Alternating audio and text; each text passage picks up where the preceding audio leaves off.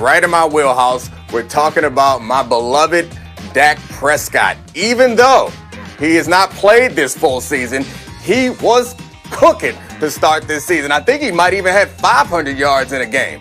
Give me that himbo. That is correct. And I'm not going to lie to you, Dominique. I was so hoping you would get this wrong because of all the reasons you just described, that it does fall directly in your wheelhouse. But you're right. Prescott had 3, Mahomes and Josh Allen with 2 apiece. Let's talk about Dak's Cowboys because, frankly, it's been just an awful season, and this was a huge part of it. Dak Prescott lost for the year after suffering the compound ankle fracture on a scramble Week 5 against the Giants. The Cowboys are 3-9. They're last in the NFC East. They have a 67% chance to finish with a top 5 pick in the draft. And the ultimate indignity, they were flexed out of a Sunday night game yesterday for Week 15. The most televised team in the sport has been flexed out of a prime spot. All of that and more led Marcus Spears on NFL Live yesterday to say this. Dak Prescott should want out of Dallas. All right, and I've been holding out and saying that. I've been thinking about, well, they did offer him a contract and all of that. Dak Prescott should want to find a new spot to play football. Ooh. That is our resident former Cowboy saying Dak Prescott should want out of Dallas. Nick, I have to start with you because you are, I believe, at this point, his representative. Oh, yeah. Do you think that he should want out of Dallas? I'm sure that his actual representative would be upset and is not going to let me get that 3%, but I'll take it if they're giving up. Yes, he should want out of Dallas. But the real question to me is, can he get out of Dallas? And originally, when I saw Marcus say this, I was like, yeah, it's just us TV people just talking, making something to talk about because it seems so unrealistic because we see it happen so rarely, the forced trade in the NFL. But they made the mistake of franchising him for this season. And I think that actually puts Dak in a stronger position, and Dak can walk up to them and say, like, you need to move me and get something, or after this season, I'm leaving. And he can pull an NBA-style move. And honestly, I don't know if we'll get to this at some point. I don't know that that's a terrible idea for for the Cowboys. It's a great idea for Dak Prescott if he ends up, and Marcus Spears, I think, suggested that he went to the 49ers. Any quarterback that can end up within the sphere of influence of Kyle Shanahan, yes, do that if you can. Shefty. Well, think about all the teams that could use a player like Dak Prescott, not only in terms of talent, but in terms of leadership and the cultural change that he would bring. Washington.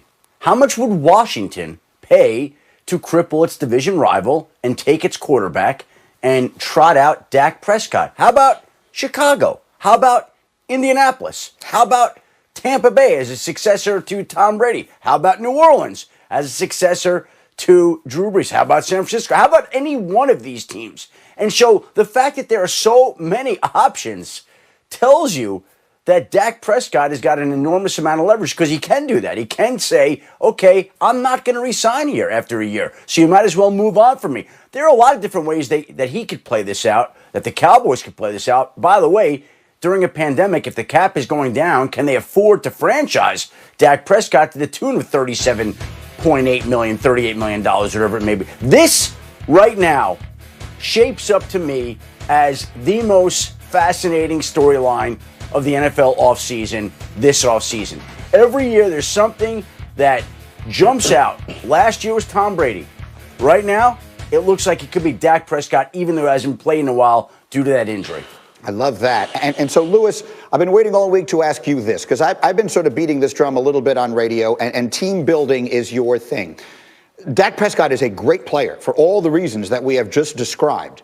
The Dallas Cowboys, however, feel to me like they are in a place where they might seriously consider just blowing the whole thing up because they have all these bad contracts. They have money spent in all the wrong places, and they may need to sort of hit the reset button. And the best way to do that might be to try and reenact the legendary Herschel Walker trade by trading Dak Prescott and starting over again. If you were in a position where you're kind of running that team and making those decisions, do you think that's something they should seriously be considering?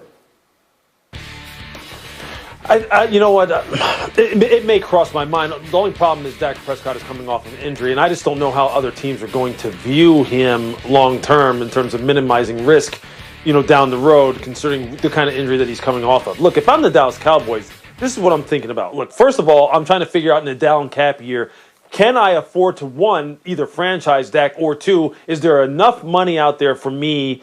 Rather, is there a number out there for me that Dak would be satisfied with to say, okay, look, we need to go ahead and lock you up, make sure that we can absorb your cap hits over the next 2 to 3 years in particular, so we can then go ahead and get to work on evaluating the rest of what we've got going on down here, which quite honestly is a mess, considered, especially on the defensive side of the ball.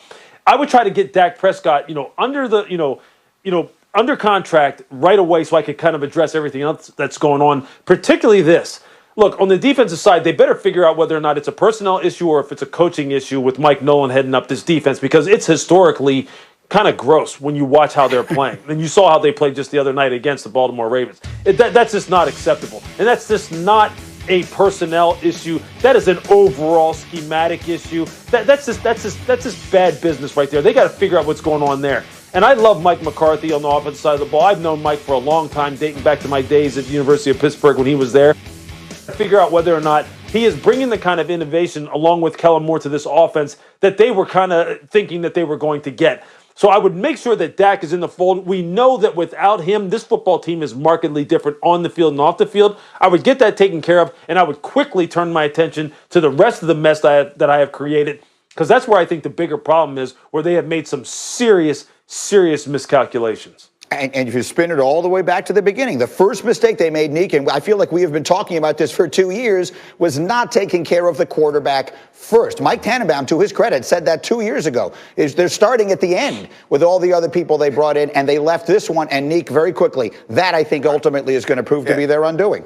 I think that is the problem, and if I were the GM for the Dallas Cowboys, I would try to sign up Dak. I would not entertain the idea of trading him. But the reason why I think this story is interesting, because they have a unique GM structure. I would be concerned about locking in Dak because I knew my future would be tied to how well we do immediately. But when your GM is also the team owner, you have potentially, maybe not in his case because of his age, but you have potentially a longer runway, and you can consider blowing it all up in a way that might be beneficial that a normal GM wouldn't be incentivized to necessarily do. Shefty, quick final thought. But the longer this goes on, the longer it has gone on, the more leverage shifts to Dak Prescott, because the closer he gets to true free agency and the more he can exert his wishes and his desires, whatever they are, over the Dallas Cowboys. Okay, we'll see how all that goes. Guys, right now it is time for something that has become a Thursday staple here. We come up with a different wood-based pun every week for Damien Woody, and you're going to like this one. This week, it is called Shoulda, Coulda, Woulda. D. Wood, every single week we seem to change the name of your segment. This is knock on wood, damn it. Taking them to the woodshed. Greeny, how is that possible? Firewood. Your soul is mine. This week it is the wood pile. Chopped wood. Excuse me? Sour wood. It is Woodstock, the neck of the woods. The lights shine brightest, of course, in Hollywood. Is wood-fired turkey. Damien Woody is going to call someone a turkey. Perfect distillation of how stupid TV is, and I love it. That open gets longer and longer every week. And here we go. D. Wood, shoulda, coulda.